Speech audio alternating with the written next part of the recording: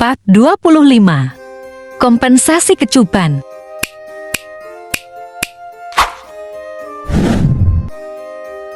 Pandanganku kosong ke depan, pikiranku berkelana entah kemana.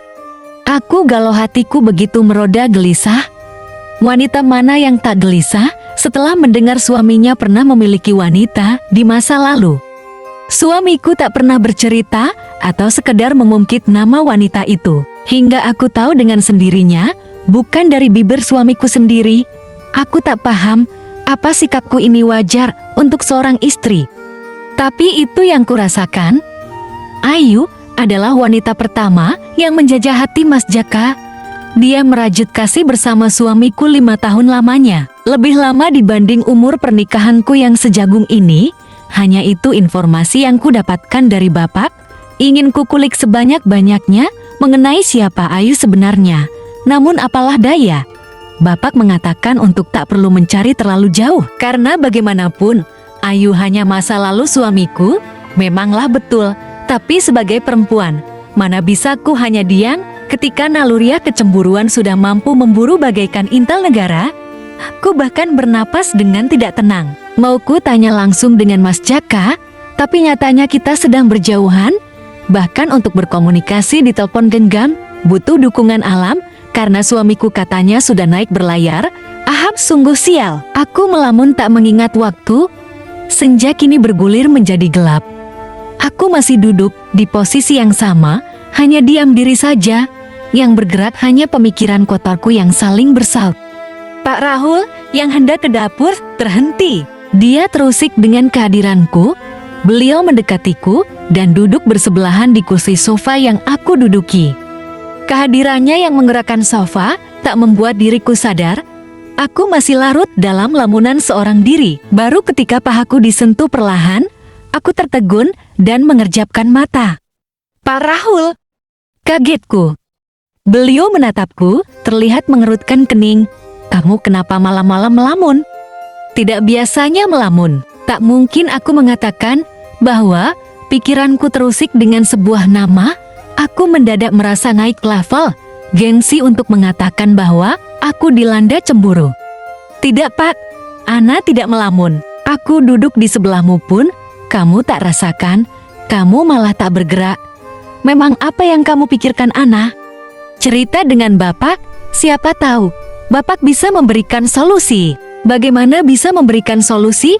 Beliau sendiri yang memintaku tak mencari tahu perihal Ayu. Ayu itu mah sama saja. Rasa penasaranku tak akan berujung. Tidak ada, Pak. Bapak tak perlu memikirkan Ana. Semua baik-baik saja. Katakan saja, barangkali Bapak bisa membantu. Tangan Pak Rahul yang kurasa masih berada di atas lututku. Dia berusaha membujukku yang lagi galau. Meski aku mengenakan kain satin di atas lutut, namun gerakan pelannya mampu menembus kain yang kugunakan. Bulu kuduku berdiri. Aku yang merasa canggung, tersenyum tipis, mencoba menepikan pelan tangan Pak Rahul dari atas lututku. Tidak, Ana baik-baik saja, Pak. Kalau begitu, Ana mau masuk ke dalam kamar dulu. Ana permisi dulu, Pak. Aku merasa Pak Rahul masih menatap kepergianku. Dan benar saja, beliau menatapku dengan dalam, menatap kedua ekor gemukku yang bergerak menjauh, yang memikatnya. Pak Rahul terlihat menggigit bibirnya yang kering, dan berakhir dengan senyuman tipis yang entah tak tahu artinya. Di dalam kamar, aku merebahkan diri, tak bergerak sejengkal pun dari posisiku awal. Aku benar-benar tak bisa tidur. Tus, aku terkejut. Suara petir tiba-tiba terdengar. Ternyata malam ini hujan turun. Astaga, hujan. Aku refleks bangkit dan menuju jendela kamar yang belum kututup dengan rapat. Rupanya, aku meraih kait jendela dan berusaha menutupnya. Saat aku akan menutup, angin menerpa wajahku dengan rintikan air hujan yang turun. Aku memalingkan wajah, menghindari air hujan yang menamparku. Ah, dingin. Belum lagi hembusan angin malam yang membelai inci kulitku. Merinding sekali rasanya. Selesai mengunci jendela, aku menutup tirai dan kembali untuk ke kasur. Namun, saat hendak kembali, ku dengar suara piring pecah di dapur. Pandanganku mengarah keluar pintu kamar, menggigit bibir ranumku. Kalau maling bagaimana ya? Bapak tidak mungkin jam segini berada di dapur. Aku tiba-tiba berdebar tak karuan. Aku mengambil payung di sisi lemari, berjaga-jaga ketika nanti benar-benar rumah kemasukan maling. Iya, kalau malingnya hanya membawa tangan kosong, kalau membawa pisau. Beda dunia langsung yang terjadi. Dengan payung yang kugenggam, aku memberanikan diri untuk mencari tahu suara apa yang berada di dapur. Meski aku was-was takut, tapi ketakutanku lebih kecil dibanding niat murniku memberantas maling. Ana, pelan-pelan kamu bisa menangkap malingnya. Tenang, begitu orangnya nongol, yang kamu perlukan hanya pukul bagian belakang kepala orang itu sampai pingsan. Iya, kataku sendiri menyemangatiku. Aku pernah dengar, ketika adegan di film-film, pasti orang kaya yang mau dirampok dipukul kepalanya pakai kayu, langsung pingsan. Nah, makanya aku bakal mempraktikkan langsung dalam keadaan genting. Ku tarik napasku dan ku hembuskan kembali. Aku membuka pelan pintu kamarku dengan payung yang kupeluk. Kamarku tak jauh dari dapur, hanya berjalan beberapa meter saja ke sisi kanan rumah. Jika kalian tanya, kenapa aku kadang suka berganti-ganti kamar? Jawabannya adalah iya, aku takut. Kamar utamaku dengan Mas Jaka sangat besar. Rumah ini pun memiliki banyak kamar. Di lantai atas hanya aku dan suamiku. Kalaupun ada Rosi yang menginap, sisanya kosong. Aku tipe yang penakut. Makanya saat suamiku pergi, aku lebih suka tidur di lantai dasar. Karena kamarnya lebih simpel dan kecil untuk satu orang, kulangkahkan kaki ke dapur. Perlahan-lahan sambil menatap situasi sekeliling, aku tak melihat siapapun. Mungkin apa malingnya menyadari kehadiran diriku? Aku harus lebih pintar dibanding maling itu. Aku semakin mendekat dan ada di dekat meja yang biasa ku gunakan memotong sayur, tapi kosong, tak ada orang. Terus tadi apa yang pecah? Gumamku.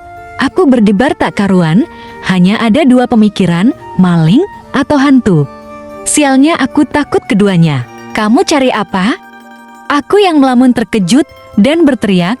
Kulayangkan payungku dengan refleks mengenai seseorang yang muncul di belakangku.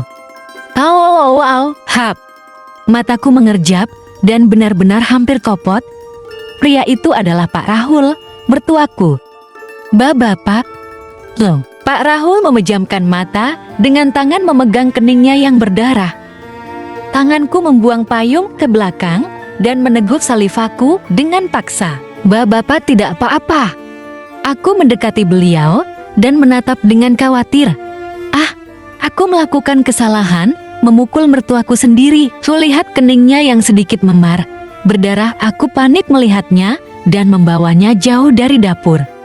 Pak, anak-anak ambil kotak P3 Kelvin dulu. Bapak duduk di sini dulu. Pak Rahul menurut. Beliau masih memegang keningnya yang mungkin masih nyeri akibat pukulanku. Setelah kembali, aku yang membawa kotak P3K langsung membantu mengolesi obat merah di keningnya. Pak, Ana sungguh tak sengaja memukul Bapak. Sungguh, Ana mengira itu maling.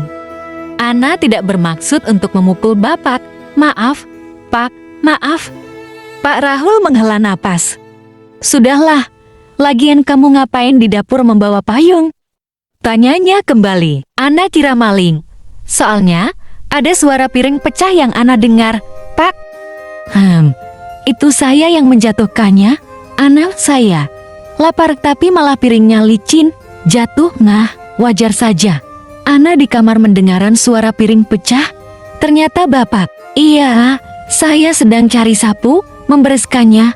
Ana, tapi malah balik-balik sudah digas sama payung. Beliau mengatakan sambil menggeleng kecil. Aku terkekeh mendengarnya. Ya maaf, Pak, Ana tidak bermaksud sungguhan. Ana kira benar-benar maling. Tidak apa-apa, tapi kamu harus berikan saya kompensasi atas luka saya ini. Aku menatapnya dengan tak mengerjap. Kompensasi. Ana kan bilang tak sengaja, Pak. Dengan menghela napas aku pun kembali membuka suara. Lalu kompensasi apa yang Bapak minta? Bapak saja lebih kaya dibanding Ana, kataku dengan bercanda. Tidak uang, lalu. Apa yang Bapak mau?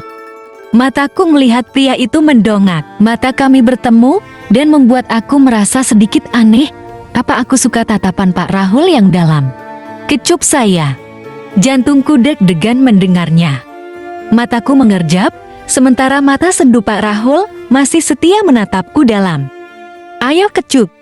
Lanjut part 26.